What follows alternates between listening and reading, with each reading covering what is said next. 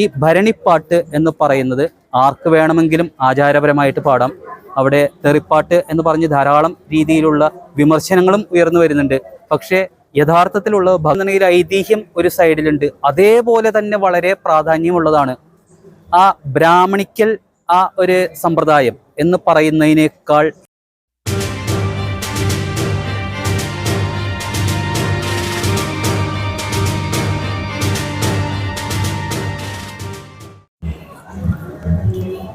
അമ്മേ ശരണം ദേവി ശരണം. ഇവിടെ ഇപ്പോൾ കൊടുങ്ങല്ലൂർ കാവലാണ് ഞാൻ. ആ സമയത്ത് ഇവിടെ ഏറ്റവും ആഘോഷം എന്ന് പറയാവുന്ന ഒരു കാര്യവും അതുപോലെ തന്നെ വളരെ ഭീകരമായിട്ടുള്ള കലുഷിതമായിട്ടുള്ള ഒരു അന്തരീക്ഷമാണെന്ന് എല്ലാവർക്കും തോന്നും. അതിൻ്റെ കാരണം എന്ന് പറയുന്നത് അമ്മയും ദാരികനുമായിട്ടുള്ള യുദ്ധമാണ് ഇവിടെ നടന്നുകൊണ്ടിരിക്കുന്നത്. അശ്വതി നാളിലെ 12 മണിയോട് കൂടിയിട്ടാണ് അമ്മ ദാരികനെ വധിച്ച് വിജയശ്രീലാളിതയായിട്ട് വാഴുന്നത് എന്ന് തന്നെ പറയേണ്ടി വരും. സ്വന്തം നല്ലച്ഛനായിട്ടുള്ള പിതാവിൻ്റെ അടുത്തേക്ക് ദാരികൻ്റെ തലയുമായിട്ട് പോകുന്ന അമ്മയാണ് പിന്നെയുള്ളത്. അപ്പോൾ ആ ഒരു സാഹചര്യത്തിൽ ഇവിടെ ഈ ക്ഷേത്രത്തെക്കുറിച്ച് പറയുകയാണെന്നുണ്ടെങ്കിൽ, ക്ഷേത്രം എന്ന് പറയാൻ പാടില്ല, കാവെന്നേ പറയാൻ പാടുള്ളൂ. ദേവസ്വം ബോർഡാണ് ഇത് ക്ഷേത്രമാക്കി മാറ്റിയത്. അപ്പോൾ കൊടുങ്ങല്ലൂർ കാവിനെ കുറിച്ച് സംസാരിക്കുകയാണെന്നുണ്ടെങ്കിൽ ഐതിഹ്യം ഒരു സൈഡിലുണ്ട്, അതേപോലെ തന്നെ വളരെ പ്രാധാന്യമുള്ളതാണ്. ആ ബ്രാഹ്മണിക്കൽ ആ ഒരു സമ്പ്രദായം എന്ന് പറയുന്നതിനേക്കാൾ എല്ലാ സമുദായത്തിലും പെട്ട ആളുകൾക്ക് ഓരോ കുടുംബങ്ങൾ എന്നുള്ള രീതിയിൽ അവകാശങ്ങൾ നിലനിൽക്കുന്ന ഒരു അപൂർവമായിട്ടുള്ള ഒരു ക്ഷേത്രമാണിത്. അപ്പോൾ ആ സാഹചര്യത്തിൽ ഇവിടെ ഐതിഹ്യം എന്ന് പറയുന്ന എല്ലാവർക്കും അറിയാം. കുംഭഭരണിക്ക് ഇവിടെ കൊടി കയറും. ആ സമയത്ത് അമ്മ ദാരികനുമായിട്ടുള്ള യുദ്ധത്തിന് വേണ്ടിയിട്ടുള്ള ആ ഒരു ഒരുക്കമാണ് ആരംഭിക്കുന്നത്. അതിനുശേഷം നമ്മളുടെ തിരുവോണം നാളിൽ, മീനമാസത്തിലെ തിരുവോണം നാളിൽ കോഴിക്കല്ല് മൂടൽ എന്ന് പറയുന്ന ചടങ്ങുണ്ട്. അന്നാണ് അമ്മയും ദാരികനും തമ്മിലുള്ള ആ ഒരു യുദ്ധം ആരംഭിക്കുന്നത്. അതിനുശേഷം യുദ്ധം ജയിക്കുക എന്ന് പറയുന്നത്. അപ്പോൾ ഈ കോഴിക്കല്ല് മൂടിക്കഴിഞ്ഞാൽ ഉടനെ വടക്ക് നിന്നുള്ള, പണ്ടുകാലത്തെന്ന് പറഞ്ഞാൽ പാലക്കാട്, കണ്ണൂർ ജില്ല, അതുപോലെ തന്നെ ആലപ്പുഴ ജില്ലയായിരുന്നു. ഇപ്പോൾ എല്ലാവരും പല പല സ്ഥലങ്ങളിൽ പോയി താമസിക്കുന്നതുകൊണ്ട് ആ അമ്മയിലുള്ള വിശ്വാസം മുഖാന്തരം പല സംസ്ഥാനങ്ങളിൽ നിന്ന് വരെ ഭക്തർ ഇവിടെ എത്തുന്നുണ്ട്. പാട്ടുപാടി വരുന്ന, അതായത് തന്നാരം പാടി വരുന്ന ഭക്തരുണ്ട്. അതുപോലെ തന്നെ അമ്മയ്ക്ക് വേണ്ടി യുദ്ധം ചെയ്യാൻ വേണ്ടി കോമരങ്ങൾ എന്നാണ് അതിനെ പറയുന്നത്. ആ കോമരങ്ങളായിട്ട് അമ്മയുടെ പടയാളികളായിട്ട് വരുന്നവരുണ്ട്. അവരാണ് അമ്മയുടെ ഭൂതഗണങ്ങളായിട്ട് മാറിയിട്ട് അവിടെ അമ്മയ്ക്ക് വേണ്ടി ദാരികനുമായിട്ടുള്ള യുദ്ധത്തിൽ പങ്കെടുക്കുന്നത്.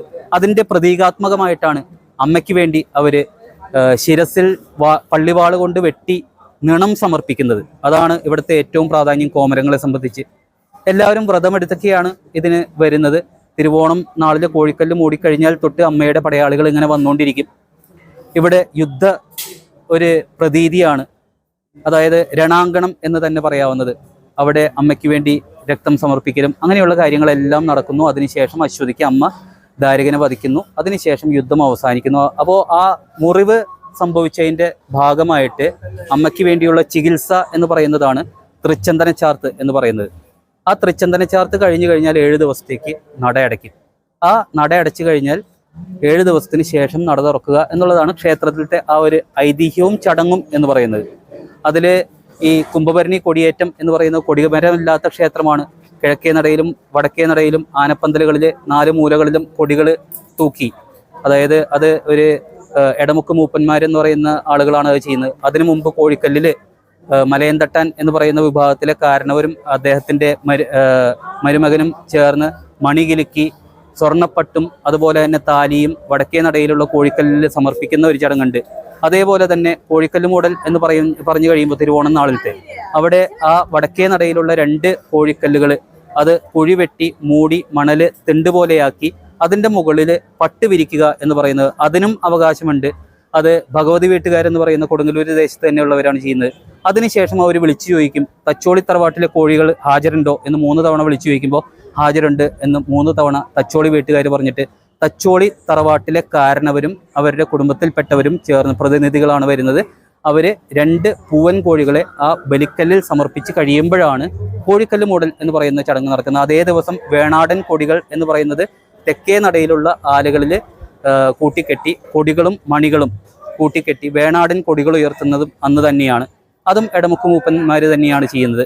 ആ ഒരു ചടങ്ങിന് ശേഷം നമ്മുടെ ക്ഷേത്രവളപ്പിൽ ഈ ഭരണിപ്പാട്ട് എന്ന് പറയുന്നത് ആർക്ക് വേണമെങ്കിലും ആചാരപരമായിട്ട് പാടാം. അവിടെ തെറിപ്പാട്ട് എന്ന് പറഞ്ഞ് ധാരാളം രീതിയിലുള്ള വിമർശനങ്ങളും ഉയർന്നു വരുന്നുണ്ട്. പക്ഷേ യഥാർത്ഥത്തിലുള്ള ഭഗവതി പാട്ടാണ്. ആ ഭഗവതി പാട്ട് എന്ന് പറയുന്നത്, അതിന് ഭരണിപ്പാട്ട് എന്ന് പറയും. അതിൽ അമ്മയുടെ കഥകൾ പറയുമ്പോൾ ചില അശ്ലീലങ്ങൾ മാന്യമായിട്ടുള്ളത് കടന്നു വരുന്നു. മാന്യമായിട്ട് എന്നുള്ളതെന്ന് പറഞ്ഞാൽ ആ ഒരു തെറി വാക്കുകളല്ല, അത് ആ കഥാരൂപേണയാണ് അശ്ലീലം വരുന്നത്. അതാണ് യഥാർത്ഥത്തിൽ ഭരണിപ്പാട്ട് എന്ന് പറയുന്നത്. ആ ഭരണിപ്പാട്ട് എന്ന് പറയുന്നത് അശ്വതി നാളില് അമ്മ ദാരികനെ വധിച്ച് കഴിഞ്ഞാൽ ആ നിമിഷം നിർത്തണം എന്നുള്ളതാണ് നിയമം. അപ്പോൾ ആ ഒരു നിയമം അനുസരിച്ച് അശ്വതി നാളില് തൃച്ചന്തനച്ചാർത്തിന് മുമ്പ് ഉച്ചപൂജയോടുകൂടി നട അടച്ചു കഴിഞ്ഞാൽ ഭരണിപ്പാട്ടെല്ലാം എല്ലാവരും നിർത്തുന്നു. പിന്നെ അമ്മയ്ക്ക് ചികിത്സയാണ് നടക്കുന്നത് തൃച്ചന്തനച്ചാർത്ത് എന്ന് പറയുന്നത്. ആ തൃച്ചന്തനച്ചാർത്തിനും മരുന്ന് കൊണ്ടുവരുന്നത് പാലക്കാവേലൻ എന്ന് പറയുന്ന ഒരാളാണ്. അദ്ദേഹം ഒരു കുടുംബത്തിൽപ്പെട്ട കാരണവരായിരിക്കും. അദ്ദേഹമാണ് മരുന്ന് കൊണ്ടുവരുന്നത്. മഞ്ഞളും അതുപോലെ തന്നെ കരിക്കും എന്നുള്ളതൊക്കെയാണ്. പക്ഷെ അത് രഹസ്യ പൂജയായതുകൊണ്ട് അടികളുമാർ പോലും അത് പുറത്തോട്ട് പറയില്ല. ആ രഹസ്യ പൂജയ്ക്കുള്ള ഉപദേശം എന്ന് പറയുന്നത് ഇവിടെ 3 മഠത്തിൽപ്പെട്ട അടികൾമാരാണുള്ളത്. അവർക്ക് ആ രഹസ്യ പൂജ ചെയ്യാനുള്ള അനുവാദം കിട്ടുമ്പോൾ, അതായത് മുതിർന്ന അടികളുടെ കാലശേഷം മന്ത്രം കൊടുക്കാതെ പോവുകയാണെങ്കിൽ വേറെ മഠത്തിലത്തെ മുതിർന്ന അടികൾ നിർദ്ദേശിക്കുക അല്ലെങ്കിൽ ഉപദേശിക്കുകയാണ് ചെയ്യുന്നത്. ആ ഒരു രീതിയിലാണ് നമ്മളുടെ രഹസ്യ പൂജാ വിധാനം എന്ന് പറയുന്നത് കൈമാറ്റപ്പെട്ട് വരുന്നത്. അതുകൊണ്ട് തന്നെ ഒരു ഇന്റർവ്യൂവിൽ തന്നെ ഇവിടുത്തെ മുതിർന്ന അടികളായിട്ടുള്ള രവീന്ദ്രനാഥൻ അടികൾ പറഞ്ഞിട്ടുണ്ടായിരുന്നു, തന്ത്രിക്ക് ഇവിടെ സ്ഥാനം ഇല്ല. അതായത് മൂലമന്ത്രം എന്ന് പറയുന്നതും ഈ രഹസ്യവിധാനത്തിലുള്ള പൂജ എന്ന് പറയുന്നതും യഥാർത്ഥത്തിൽ മൂത്ത അടികളായിട്ടുള്ള 3 കുടുംബത്തിലത്തെ മൂത്ത അടികൾക്ക് മാത്രമേ അറിയാൻ പാടുള്ളൂ. അതുകൊണ്ട് തന്നെ തന്ത്രി എന്ന് പറയുന്നതിന് സ്ഥാനമില്ല എന്ന് പറഞ്ഞിട്ടുണ്ടായിരുന്നു. അതുപോലെ വളരെ വ്യത്യസ്തതകളുള്ള ഒരു ക്ഷേത്രമാണ് ഇത്. ഇനി ഭരണിപ്പാട്ട് നിർത്തിക്കഴിഞ്ഞാൽ ഈ തൃച്ചന്തനച്ചാർത്തിന്റെ സമയത്ത് ചെയ്യേണ്ട കാര്യം എന്ന് പറയുന്നത് നിശബ്ദത പാലിക്കുക എന്നുള്ളതും. അമ്മയ്ക്ക് ഏറ്റവും താല്പര്യം എന്ന് പറയുന്നത് കാറ്റത്ത് ഇവിടുത്തെ കാവാണ്. അപ്പോൾ കാവിൽ ധാരാളം ആൽമരങ്ങളുണ്ട്. ആ ആൽമരത്തിലത്തെ ഇലകൾ കാറ്റത്താടുമ്പോൾ ഉണ്ടാകുന്ന കളകള ശബ്ദം മാത്രമാണ് അമ്മയ്ക്ക് താല്പര്യം. അതുപോലെ തന്നെ ഭരണിക്കും ഇതേപോലെ തന്നെ കാൽച്ചിലമ്പും അരമണിയും അതുപോലെ തന്നെ കോൽച്ചിലമ്പും മുളവടി താളം പിടിക്കുന്നതിന് വേണ്ടിയിട്ടും ഒക്കെയാണ് കൊണ്ടുവരുന്നത്. അതാണ് ആചാരപരം. പിന്നെ ഈ പറയുന്ന തുടി കൊട്ടുക, അല്ലെങ്കിൽ അത്യാവശ്യം ചെറിയ രീതിയിൽ എഴുന്നള്ളത്തിന് വേണ്ടിയിട്ട് വെളിച്ചപ്പാടുമാർക്ക് ചെണ്ട കൊട്ടുക, ഇതെല്ലാം അനുവദനീയമാണ്. പക്ഷേ ഇവിടെ വാദ്യമേളങ്ങൾ നിരോധിച്ചു എന്ന് പറയുന്നതുകൊണ്ട് തമ്പുരാൻ അത് വേണ്ട എന്ന് പറഞ്ഞ് ദേവസ്വം ബോർഡിലോട്ട് ലെറ്റർ കൊടുത്തു എന്ന് പറയുന്നത് നാസിക് ഡോൽ, ബാൻഡ് മേളം, പെരുമ്പറ കൊട്ടുക അങ്ങനെയുള്ളതൊക്കെയാണ് നിരോധിച്ചിരിക്കുന്നത്.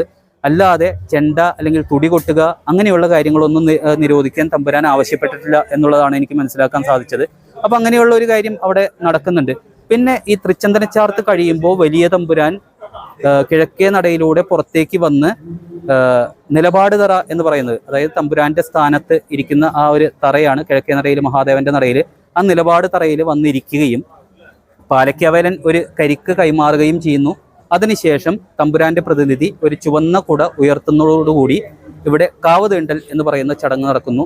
അതിനുശേഷം എല്ലാവരും പിരിഞ്ഞു പോകലാണ് പതിവ്. പക്ഷേ നെക്സ്റ്റ് ഡേ തന്നെ തമ്പുരാൻ വീണ്ടും രാവിലെ എഴുന്നള്ളി അവിടെയുള്ള ഭക്തർക്ക് പൊരി വിതരണം ചെയ്യുക എന്ന് പറയുന്ന ഒരു കാര്യം കൂടി നടക്കുന്നുണ്ട്. ഇതാണ് ഭരണിയുടെ ഓരോ അവകാശികൾ, അതിൻ്റെ ചടങ്ങുകൾ, ഐതിഹ്യം എന്ന് പറയുന്നത്.